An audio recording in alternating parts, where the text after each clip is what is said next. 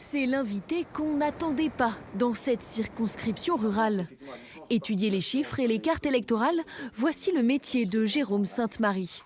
La dissolution a poussé l'analyste politique dans l'arène. S'il travaille à Paris, le candidat RN l'affirme, il est ici légitime. Les Hauts-Alpins me découvrent, mais moi je ne découvre pas les Hautes-Alpes. Tout simplement parce que j'y réside. J'y réside depuis une dizaine d'années, à Saint-André-de-Rozan pour être très précis. C'est là où je vote, c'est là où je paye mes impôts.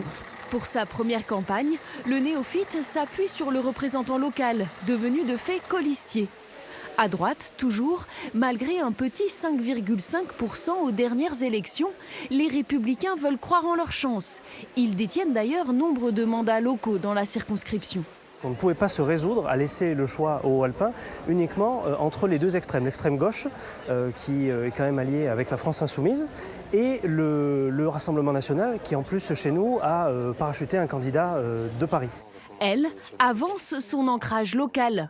La sortante Pascale Boyer défend son bilan, par exemple le soutien aux arboriculteurs face au gel ou à la hausse des prix. Nous avons l'expérience, nous avons la connaissance du terrain et nous sommes toujours en proximité avec les Hauts-Alpins, avec les élus locaux, avec les chefs d'entreprise, avec les agriculteurs. Donc je pense que c'est extrêmement important dans un département comme le nôtre de pouvoir travailler en toute confiance avec tous les acteurs de notre territoire.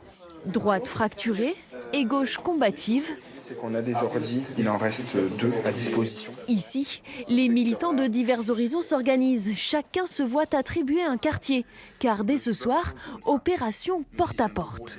L'idée, c'est de démultiplier toutes les forces sur le terrain et il faut y aller, il faut gagner. L'espoir est mathématiquement permis. Les différentes forces de gauche ont rassemblé dans le département 33% des voix aux européennes contre 31% pour le Rassemblement national. C'est inouï avoir réussi à faire un rassemblement de la telle sorte en si peu de temps finalement, ce que les électeurs et les électrices de gauche nous demandent depuis tellement longtemps. Avec Véronique Buisson pour Lutte ouvrière, ils sont 5 candidats dans la circonscription. Réputée pour son électorat plus volatile, la ville de Gap devrait être au cœur de toutes les campagnes. Il y a 2 ans ici, la victoire s'était jouée à moins de 200 voix d'écart.